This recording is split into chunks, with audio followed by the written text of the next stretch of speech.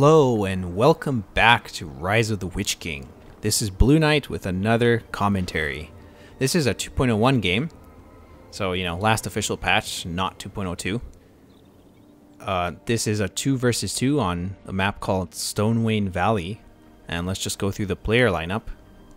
So on the left here we have Seljak as Isengard, and RotWK also as Isengard. On the right we have Isengard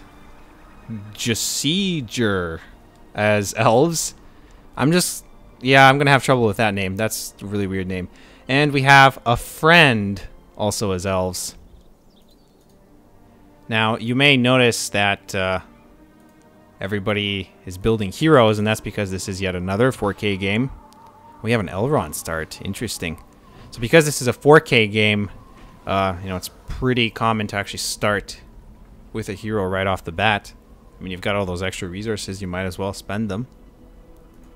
Now we have Wormtongue over here. That's interesting. And Lurtz. Actually, are these the same player? I think they are. Okay. And over here we have, again, Wormtongue and Lurtz. So we see both of these heroes in play at the same time. It's always interesting to see a 4K start because you have to play very differently than you'd play in a 1K game. I always feel like a lot of players frown on 4K starts just because it doesn't seem competitive in some way, but really it's just a different way of playing. There's nothing really wrong with it. It's very interesting, actually. Now Elrond took out this lair here. That seems to be the focus, taking out the cave troll lairs. We see all the players doing this. Let's just take a look at the powers quickly. Seljak hasn't picked one yet. A friend actually went with heal as the first power.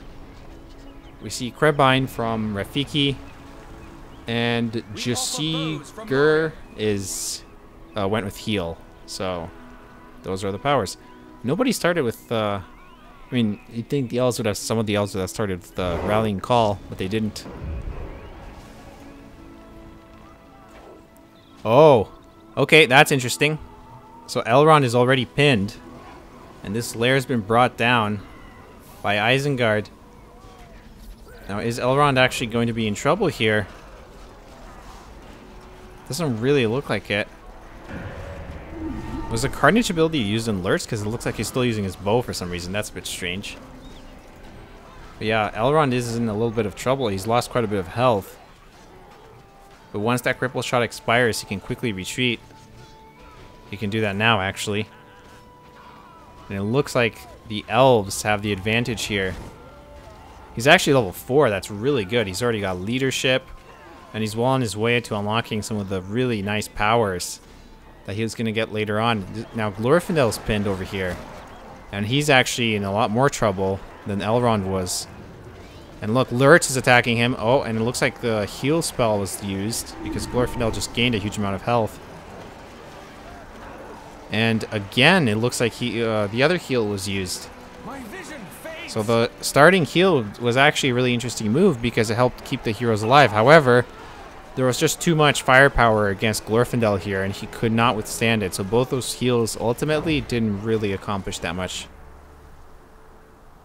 It looks like we have Mirkwood archers, really fast Mirkwood archers, which should be interesting because Isengard has a really tough time actually countering elves later on in the game when they have those archers because they're so powerful. They can destroy pretty much anything.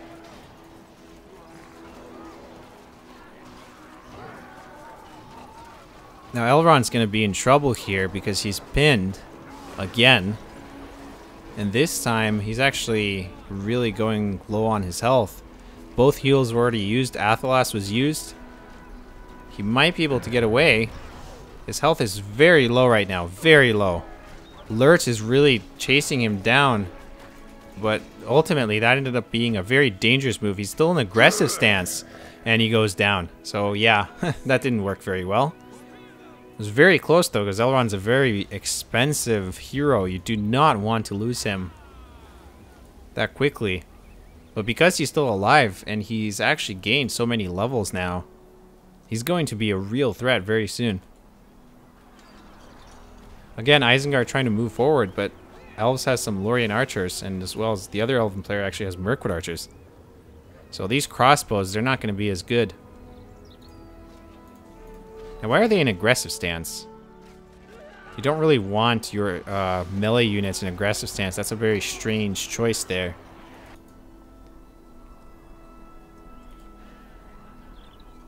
So far, most of the fighting happening down here. It looks like Isengard is actually going to take this outpost, even though Elves was holding this region pretty well before. I don't know why they're retreating back here, because letting Isengard hold the outpost is pretty dangerous.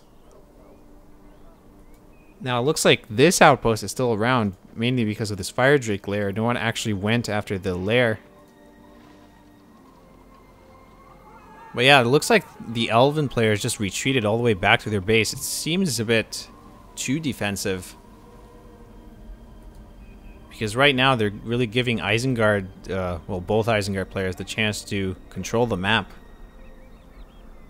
And if I'm looking at resource building placement, you can already see Isengard's close to the middle here. Although Elves has also been expanding a little bit. Yeah, we have a Malorn tree up here as well. You always want to keep expanding. Always keep building resource buildings. You need to have that strong economy to succeed. Especially as Elves, when you have those Mirkwood archers that you need to keep funding to keep building them. And, uh-oh. That's a lot of Isengard troops, but there's also a lot of Mirkwood archers. Now, it looks like Isengard's really determined to spam crossbows. Now, they're really vulnerable right now. I don't see a single pike unit. There was one pike unit that went forward, I think, but that was it. Right now, if one of the Elven players actually gets cavalry, cavalry would really be useful right now. But nobody actually has. And again, we have Elrond pinned. It looks like... that was interesting. Hang on, since when do they... Oh, yeah, so that was the arrow volley. For some reason, I was thinking of long shot. I was like, since when do Mirkwood archers have long shot? But no, this was arrow volley. And Lurch is in massive trouble. Massive trouble. Again, aggressive stance. Why are you in aggressive stance? You never run away in aggressive stance. He will die that much faster. Now, Elves is finally moving forward. And there goes that furnace. Isengard retreating with his units, knowing that those Mirkwood archers can shred them pretty fast. This is a really bad situation for Isengard right now, just because of those Mirkwood archers. But this outpost is still under their control. But not for long by the looks of it, because Elves is moving in. Again, this is a situation that is screaming for cavalry. There are not a lot of pikemen here. It's probably quite doable to actually micro some cavalry around, some warg riders to attack these Mirkwood archers. And from the Elven player's perspective, not a lot of pikes on the Isengard side. I mean, this is one unit of pikes against, you know, all these, to protect all of these different crossbowmen. So it's really one of those situations where cavalry are really needed. But perhaps Elves are assuming that Isengard will build lots of cavalry, in which case, really, it's more beneficial to have Mirkwood archers and pikes and just kind of play defense whenever cavalry show up. As long as they're protected by pikes, the Mirkwood archers can shoot down the cavalry pretty efficiently.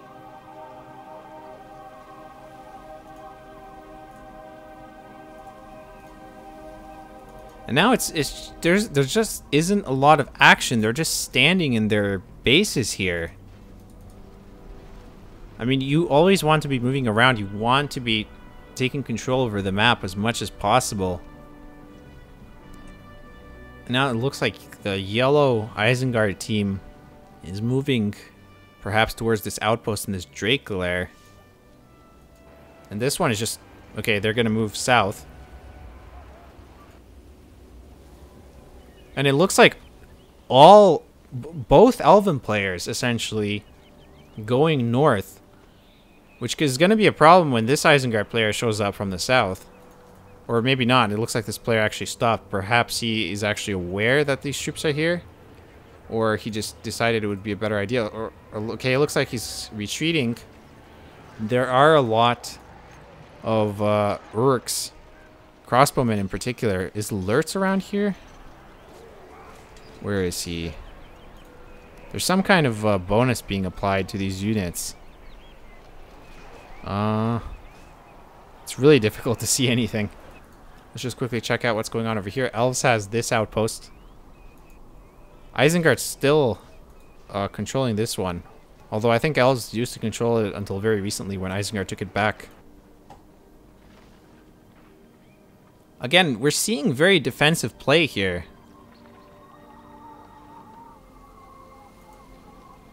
Nobody's really trying anything overly aggressive. They're just, you know, they're sending their armies forward, then retreating. And ultimately, we're not seeing quite a lot actually happening.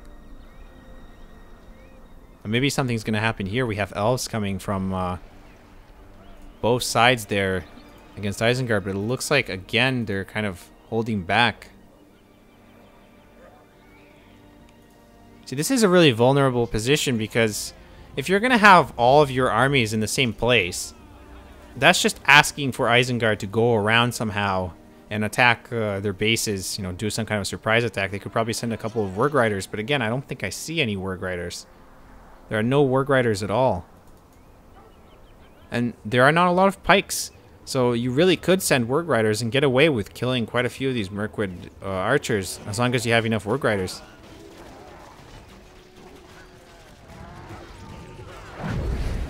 And it looks like Saruman's Wizard Blast, very effective.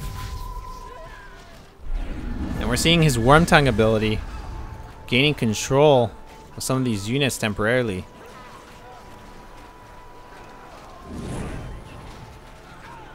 And Elrond is in trouble. He is level 6. He has Farsight, which is a very nice ability. Oh, Berserkers. Uh-oh. That is bad news for him. At least the Drake Lair is not around to bother him. Again, he's running an aggressive stance. I don't know why.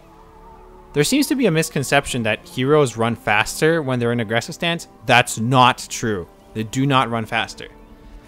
They run just as fast in battle stance. They are a bit slower in defensive stance, but they are not faster in aggressive stance. So do not ever keep your heroes in aggressive stance unless you're basically attacking something that can't fight back. Because they take a pretty bad armor penalty, and you don't really want to be dealing with that. And Glorfindel here in trouble. In defensive stance, he's going to be able to tank a little bit, especially with Blade of Purity, which is very powerful, especially in 2.01. And why is he attacking them? What's he doing? You're not going to win. Okay, he used heal, but ultimately he still needs to get out of here. And the Berserker's pretty close as well. And it looks like arrow volley. But they got away in time. That's good use of the X shortcut, which spreads your units out.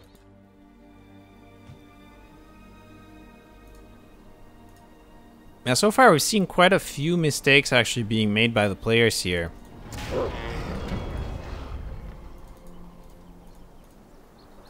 Again, there's just such a large number of ranged units being used right now. It's a bit... I mean, okay, elves have Mirkwood archers, which are supposed to be extremely powerful archers. It kind of makes sense to have a whole bunch of them, but they should have some more pikes as well to protect them.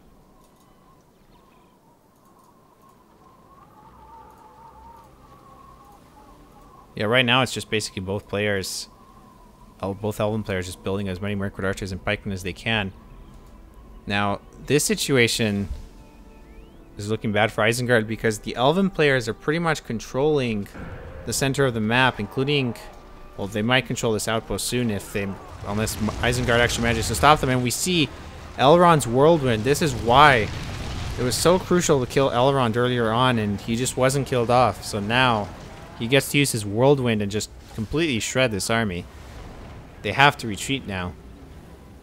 And it looks like elves are going to take this outpost as well. Or just walk past it, I guess.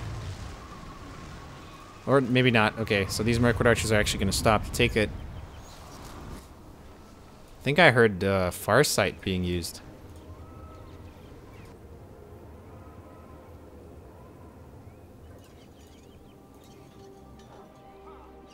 And there you go. Now Elves control...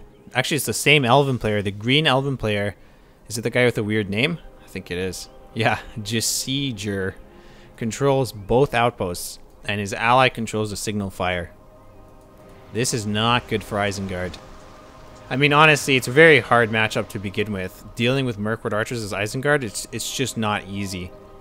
They could have helped themselves by getting some Warg Riders if they got enough of them. If at least one of these two players, maybe the one at the back since he's a bit better protected, got a whole bunch of Warg Riders, it could have made a bit of a difference. But you can't compete with Mirkwood Archers using crossbows. That's just not going to work. Mirkwood Archers are much stronger.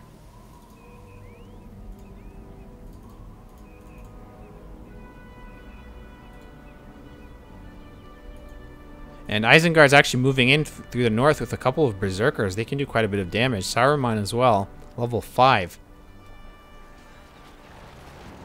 And there goes the Malorn tree. Now what are Elves going to do about this? It looks like he's retreating again. Now this outpost was actually destroyed, which is a good move.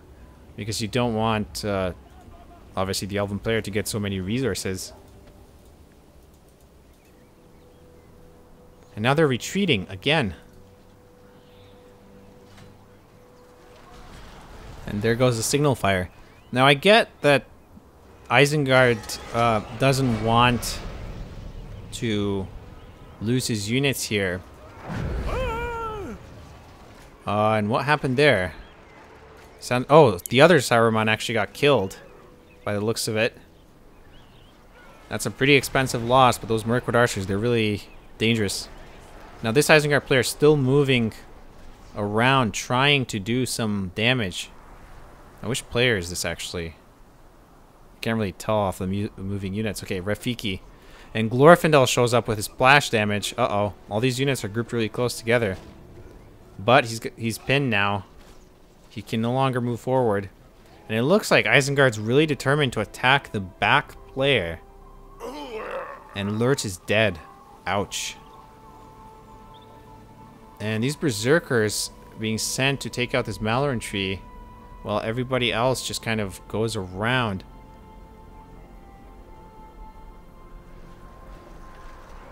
The problem is there's a really high concentration of crossbows here and Wildman axe throwers, and not enough firepower from melee units to actually do a lot of damage to buildings. And now Isengard's in trouble. Can still do quite a lot of damage, but it's going to be easy for the Elven players just to send reinforcements if they need to. And retreating with his units, especially his heroes, it might be very tricky right now. But it looks like they're going to try to do that. And Mirkwood Archers showing up again to attack. Oh! That was interesting. Good use of the Wormtongue ability. Now these Mirkwood Archers are temporarily under the control of Isengard, and now they can do quite a lot of damage to their own team. And they're level 4 as well, which is pretty painful. This Wormtongue actually used his escape ability. Now down here, Isengard pushing forward, but still retreating.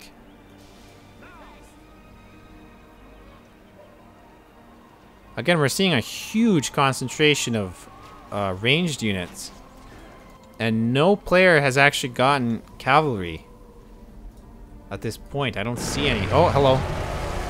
And that's the Watcher. That's going to be a painful loss for the Green Elven player. Those are a lot of units over there. Arwen fighting an aggressive stance. Again, she should be in battle stance, and now she's dead.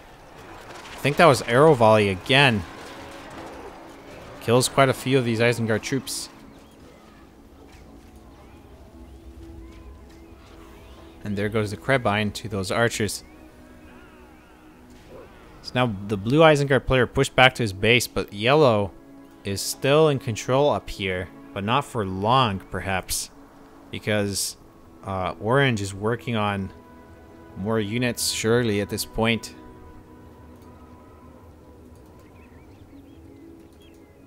And the Green Elven player is still controlling this outpost. Now let's look at the powers for a second. So Seljak has Krebine, he's got War Chant, and he's got Industry. Now again, 2.01, right? So permanently raised to 300%. That's the effect that it has on a particular furnace. And you can see here, this one gives 80 resources. Is this actually the right player? This is Seljak. No, this is Rafiki. So I might be... was looking at the wrong one. And yeah, this player has... and this player has Industry as well. You see the Watcher. And, oh, okay. So that was a good use of the Lightning Strike ability from the Fortress. Very effective at killing these units. And there you go, heal and arrow volley for this other player. Really accumulating the powers, though. He could get a 15-point power at this point. And this Whirlwind is really a problem. You obviously can't really destroy Whirlwind, so once it's on a field, it's just going to damage stuff. And what's Glorfindel doing? He needs to get out of here. Again, he's in aggressive stance. Does Lurtz have... I think he does. Yes, he does. He has the cripple shot. And Glorfindel is basically dead now. Unless heal is used and he manages to get on a horse, but it doesn't look like it. And he's down. 300 resources. 300 resources for Isengard. A really nice ability here, Pillage. Because you get resources by killing enemy units. And of course, Lurtz is a great hero killer. So naturally... you know, you can gain quite a lot of resources at once. But of course, something like Industry is going to be even more valuable. Elves is rebuilding his outpost. The Signal Fire is still down, and this one's still under the control of the Green Elven player. So Green Elven player holding both outposts again. And at this point, it's just... I mean, it looks really unlikely. Oh, hello. Okay, we do have Warg Riders, finally. Quite a lot of them. So the blue Isengard player decided it was time to actually invest in this. And if you look here, lots of archers. Huge number of archers. Almost no pikes. Now, Mirkwood archers are extremely deadly. So just because they're archers, don't assume that, oh, they're going to be screwed against the cavalry. Not necessarily. They can do quite a lot of damage really quickly, but this is all about bringing the cavalry in really fast. Basically trampling them and getting out of there. And quite a lot of damage can be done if it's done correctly. It looks like Saruman's dead. What was... oh. A bad time to retreat. Saruman should not have been given the chance to use Wizard Blast and do that much damage. He could have been killed before he used it, but that did not happen. Lurtz forced to retreat. We see Cloudbreak in use. It looks like Jashiger actually picked Cloudbreak, his 15-point power.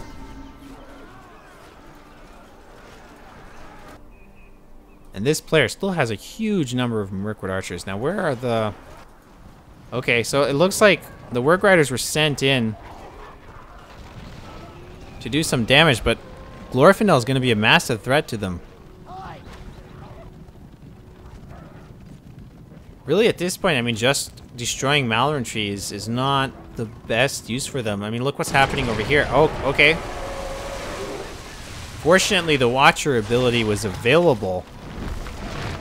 A huge loss for the Elven player. And we see we have Silverthorn arrows. Quite a few Berserkers, but ultimately they're not going to be able to do much. Look how fast they're being killed. And there you go. Now these Warg Riders almost dead, and now they're trapped here. So ultimately, it didn't go so well with them. It looks like this Elrond also pinned. This one doesn't have Whirlwind yet, but he's not far from getting it. And Saruman's coming. He can use his abilities, and it looks like... Did he just... Yeah, it looks like... It looks like... Hang on, which one is blue? Is that Seljak? Yes. So it looks like Elrond was actually taken over by Isengard, at least temporarily, by Seljak. But not for very long. Now you can see here, these units are preparing to kill him. They basically trapped him, and now he's not going to be able to get away. He made sure to have lurts and berserkers, and he's dead. And we have a level 10 Wormtongue over here as well. Very nice ability, Corrode Allegiance, getting temporary control of heroes.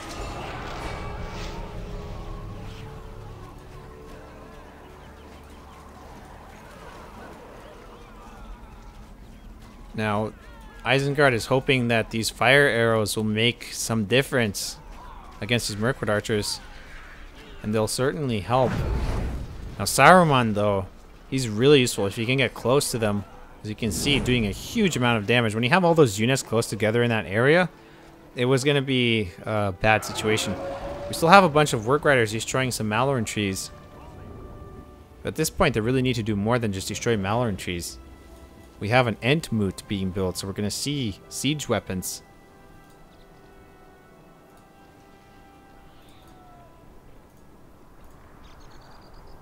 It would be interesting if we see some mines at some point.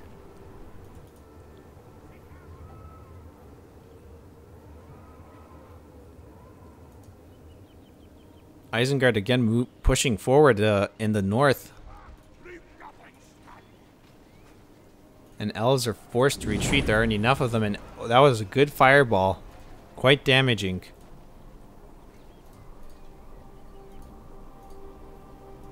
Now when it comes to stances, because we keep seeing these units being left in aggressive stance at times when they really shouldn't be, you can easily use hotkeys to just set the stances. So no, I think it's D for aggressive stance, F for battle stance, and G for defensive. It's a good idea to use those. And that was a good use of fireball. Again, Saruman is really useful in this situation. As you can see, we've seen both Sarumans doing quite a bit of damage, and this Glorfindel in massive trouble. Again, Isengard are just really good at killing heroes, and we see Arrow Volley and Cloud Break combined, but these archers actually have the armor upgrade, and they tanked it quite well. Again, Saruman shows up and does a huge amount of damage.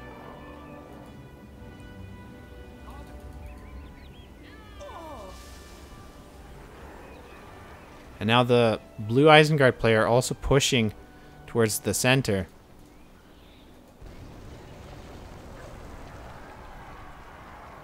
So whenever Elves have an army of Mirkwood archers, they gain control over the area pretty effectively, but as soon as Saruman shows up, you can really wreck their armies, giving Isengard a chance to actually push forward. And here you see a bunch of wildmen were summoned, and now they're trying to do as much damage as they can. A beacon was used.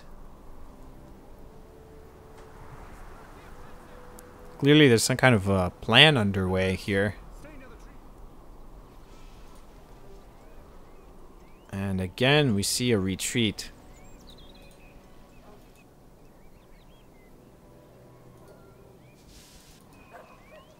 Perhaps they're waiting to attack at the same time.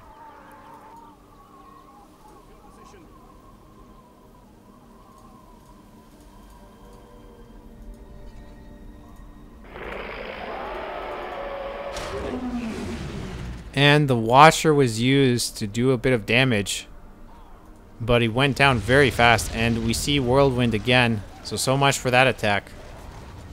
It's a problem with a map like Stonewain is you have these choke points, and you'll just have a whole army just stuck in this narrow area, and Saruman's dead. Yeah, upgraded Mirkwood archers are deadly. You do not want to deal with them. The southern Isengard player is still alive. Still has his army up here. But maybe he's rethinking whether he really wants to engage right now. Elves are taking the outpost again. Again, we see lots of Word Riders. There's 5 of them.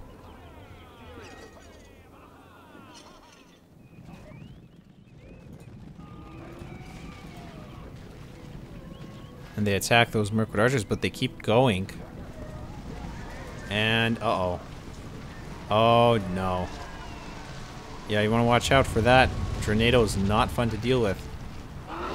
Again, at this point, I mean, why would you make such a huge investment into Work Riders just to destroy a couple of Malorn trees? That doesn't really accomplish much. And they're not really in a position to fight here.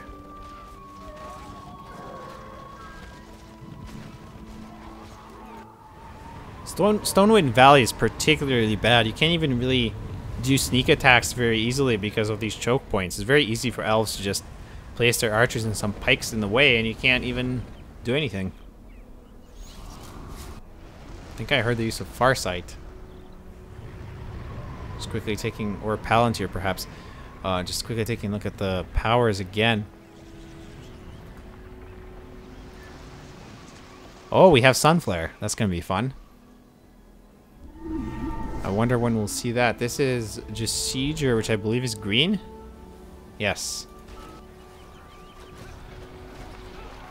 We have Urk Deathbringers. Very powerful melee units. And combined with the Berserkers, they're really capable of doing a lot of damage. But we see Cloudbreak being used. No use of Sunflare yet, but it's not really necessary because these units will go down very easily.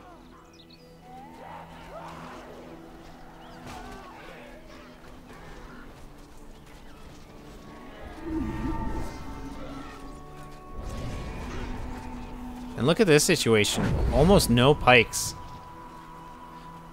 Though again, Mirkwood Archers are extremely powerful. They're capable of killing cavalry very fast, and Saruman manages to do a huge amount of damage there just before going down himself. Again, we see Word Riders, but look how quickly they're being brought down. These archers aren't even upgraded, and they're killing them very effectively. And we heard Arwen there. I return for the free peoples of Middle-earth. Seems like a lot of heroes are coming back to life. I'm still waiting for the Sunflare to be used. That's why I haven't actually changed player perspectives yet.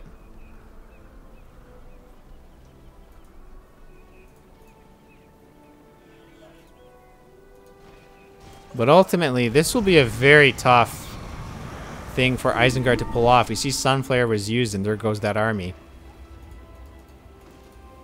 Wormtongue forced to retreat. Arwen running an aggressive stance.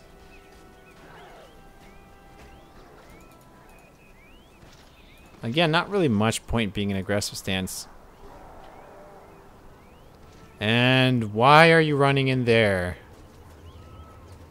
See, that was just a risky move. I mean, with Lurtz around and the Berserkers and everything and Wormtongue at level 10, I mean, that was just never going to work. You do not want to send heroes in by themselves. And the Watcher once again. But look how fast those Mirkwood Archers killed the Watcher. It's ridiculous how strong they are. And Elrond is going to die, probably. Yeah. And that's it for him. Level 9 Saruman. Sounds like Arwen's about to die. There we go. Heroes by themselves, not very useful against Isengard.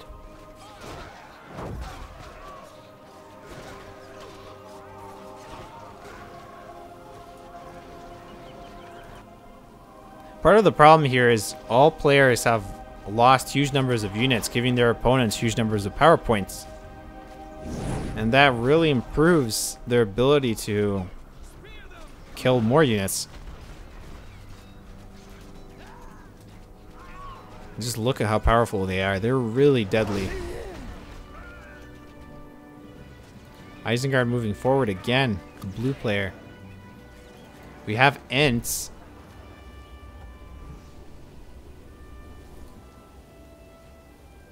At this point, and we see the Whirlwind again. Oh, and that one was hit by Industry too.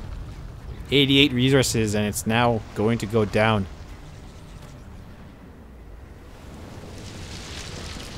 this could quickly turn into a situation where the Elven players pretty much just camp outside of Isengard's base until they have enough forces to just bring them down.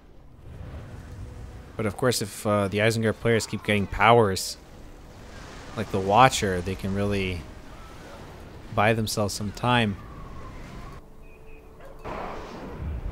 I think the winner of this matchup was decided a long time ago. It's just not a good matchup for Isengard.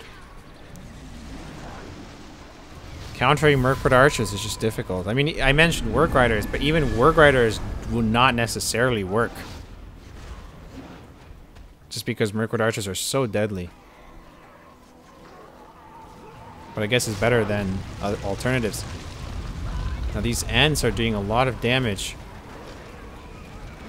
So if the Elven players can just hold off Isengard, and look at that, the Whirlwind, really powerful. Elrond's so useful.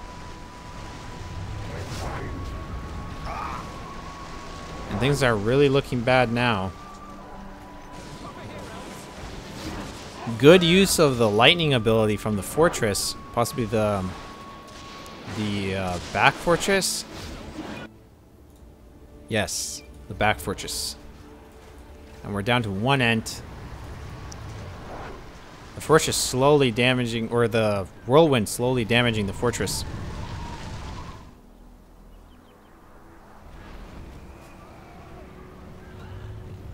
But once again, Elves are forced to retreat a bit.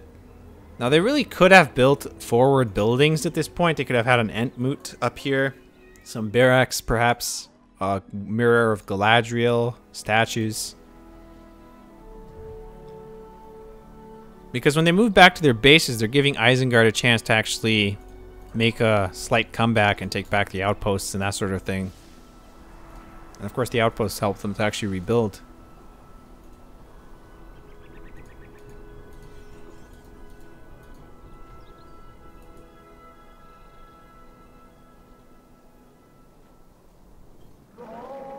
And Summon Ents was used.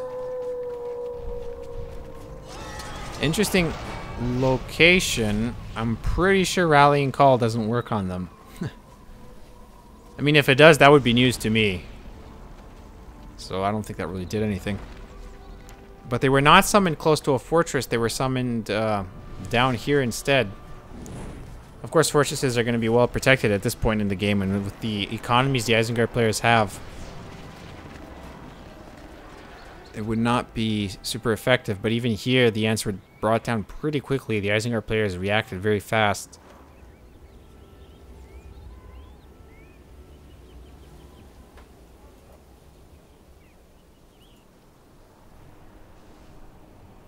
And this game might take a while, because there isn't a lot of effort to actually... The Elven players are not really keeping the pressure on their opponents. I mean, they lose their armies and they end up back in their bases.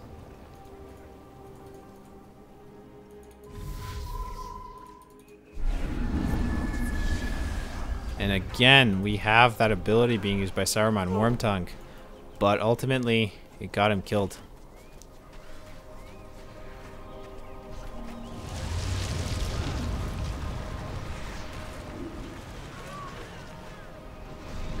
That's interesting. Is Elrond under the control of Isengard? He might be. This Wormtongue's level... he didn't use his Corroded Allegiance.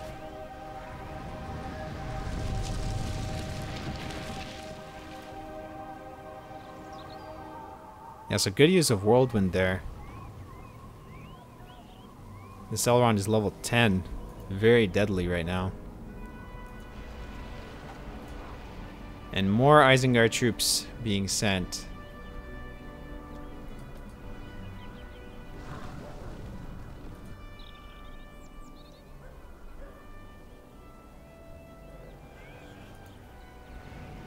At this point, you just gotta wonder, how long is it gonna keep going back and forth? Both sides just pushing each other back, essentially. Sometimes Elves control the center, sometimes Isengard. But Elves do seem to be under control of the center, the central region for longer periods of time, just because of their archers.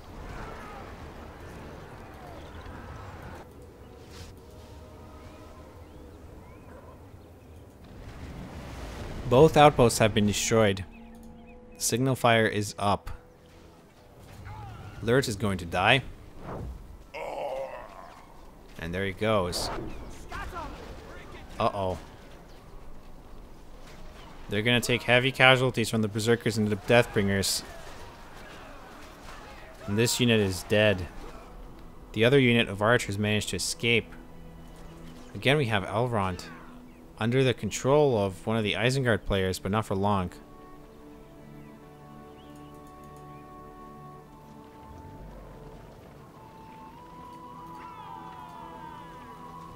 Just to take a quick look at the actual powers. I totally missed this. Apparently, Dragon Strike was actually used at some point. We also see Devastation here. A couple of interesting powers. Nothing's really different here. Cloud Break was just used. And yeah, Dragon Strike again. The Watcher. Summon Ents is still a long way off. And there goes Saruman. Now, Isengard actually doing a huge amount of damage. What's that builder doing? He went down.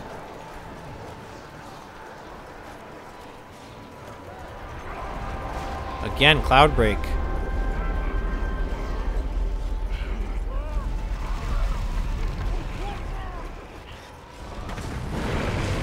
And again, the Watcher is used to disperse those archers. Now the other ones are going to have to retreat. Look how quickly the Watcher gets killed by Mirkwood archers. It's crazy. And that barracks is probably going to go down. And it's down. Now this Isengard player also trying to push forward. How is this even happening? How are Isengard in this Elven player's base? It seems like this should not have happened. Look how much damage they're doing though. Wow, those fire arrows, very powerful. Again, in 2.01, upgrades like fire arrows are a lot stronger than they are in 2.02, so you can definitely see how quickly they can bring down buildings. Freezing Rain was used. Oh, we have the Flood. That should be interesting. It doesn't look like Elves want to use the Flood yet. Well, they might be able to kill these units through other means and just use it on the Isengard bases.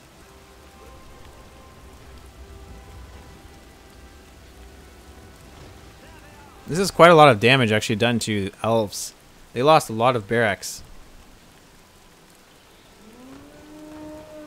I heard summon Wildmen, and there they are.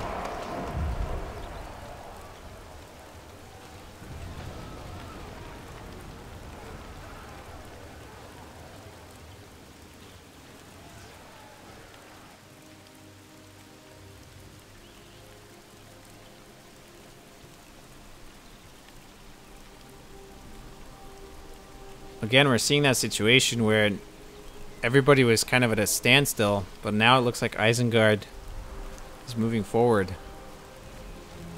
The signal fire is about to go down.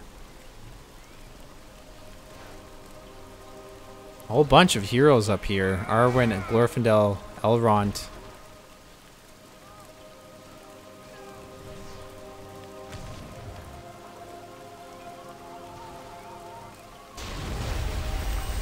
And there goes the Flood.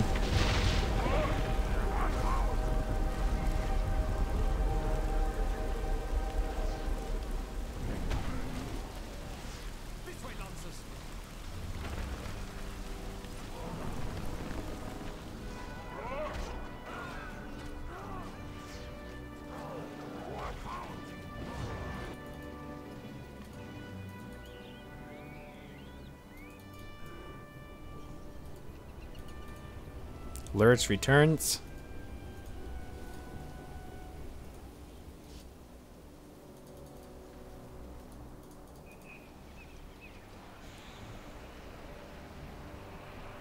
It really feels like this game could have ended a lot earlier if some of the players had done a few things differently. Maybe if Isengard went for wargs faster and really emphasized on using them to take out the archers. Or if elves actually prepared some forward buildings right in the center when they had the upper hand there. And basically just gotten a bunch of Ents and just destroyed the Isengard bases from a distance, just using their archers as protection.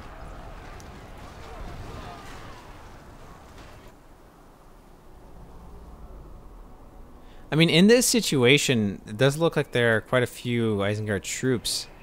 They could probably push forward. I don't see a lot of archers. But perhaps they're just not aware that the Elven players don't seem to have a lot left.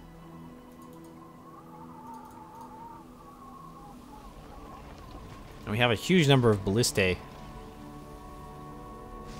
Over here, Elves. And there goes the statue.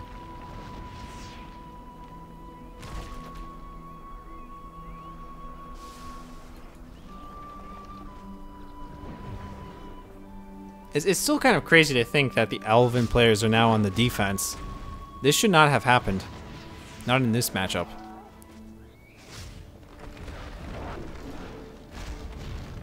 And that fortress is going to tank the damage pretty well.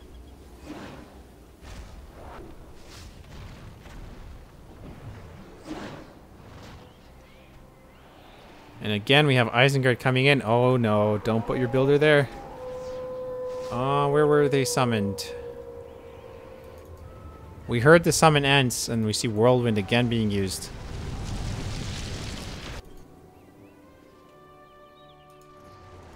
Oh, another one. Another Whirlwind. At this rate, it's never going to end, because as long as each side has some good power or Elrond available, then you can just keep killing the armies.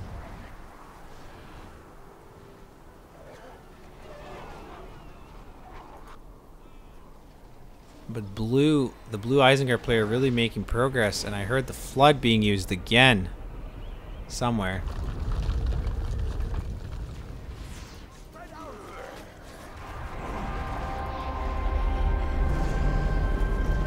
And that was the Dragon Strike ability. But ultimately, this fortress is going to survive pretty well. Just Wormtongue left by himself. So again, thanks to their powers, the Elven players have weathered the storm partially, but it looks like there's a huge number of ballistae now. And this fortress is going to go down if something doesn't happen really fast. The Elven players should have had this game, and right now it actually looks like Isengard might win this. There goes the fortress. Huge loss for the guy with the weird name. What's his name? Jasieger. And he had some good powers too. Look at these. The Watcher. Good use of Watcher. These archers forced to... See, they don't even have to move away. They just need to shoot the Watcher and immediately kill it. And yeah, look at this. Blue Isengard in a very nice position over here, and there goes Elrond, and it looks like the Sieger just gave up at this point. I mean, obviously it was looking pretty bad. He lost his fortress, and the Isengard players were doing a lot of damage, and now this fortress is in trouble, and we see a summoned dragon as well. And that's it. It looks like the fortress was deleted, and the game is over. I don't know what to say. This really did not go the way it should have gone. There were a few, like the big issues, if I had to point them out, would be use of stances. Do not use aggressive stance so much.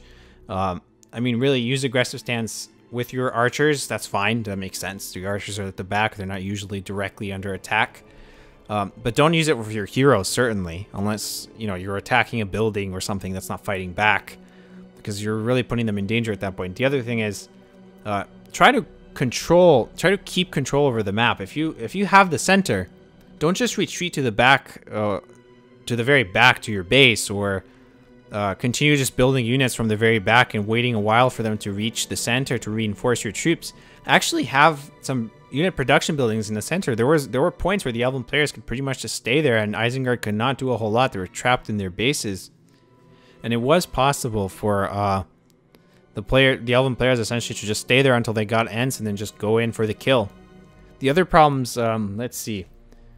Don't have your entire army in a small area, because that's just asking for you to lose them to something like the Watcher. So you want to be careful about that. It's a good idea to split up your troops a bit, attack from 2 different sides, do that sort of thing. A couple of times I've noticed the players were sending their entire armies, you know, to counter one enemy army, and then another enemy army was heading in a different direction, and then you could, you know, that's kind of the situation you kind of want to avoid. And yeah, so there were a couple of things that could have been improved in this game.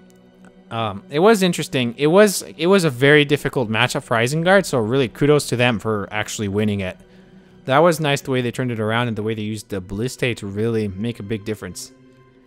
And yeah, the Warg Riders could have been used a bit more effectively rather than just harassing the Malorn trees. Perhaps if they just targeted those actual archers. I mean, I know it's difficult because they're Mirkwood archers. They're deadly. But if you go around and flank them and take them by surprise, you could take out quite a few of them as long as those Mirkwood archers were distracted doing something else. And as long as you have enough Warg Riders, it's doable. So yeah, there are a couple of things like that that could have been done better. And other than that, yeah, that's pretty much it for this commentary. I will be doing more. It was a pretty lengthy game, and yeah, definitely a surprise ending. I have to say that, because there was a long point in the game where I was convinced the Elves were going to win, and that didn't happen. So that's interesting. Always nice when you see stuff like that, because people are so used to 2.1 matchups being the way they are. Yeah, Elves versus Isengard, we already know the winner. It's nice to see something different happening, so that's good. Anyway, this is Blue Knight, and again, I'm doing this for GameReplays.org. Go to GameReplays.org/Rise of the Witch King if you want to see more Rise of the Witch King content like this, including more commentaries. We have a nice videos tab you can click, and you can see all of our commentaries there, so that's a nice way to keep up with things. And that's it for this one. I'll see you later, folks.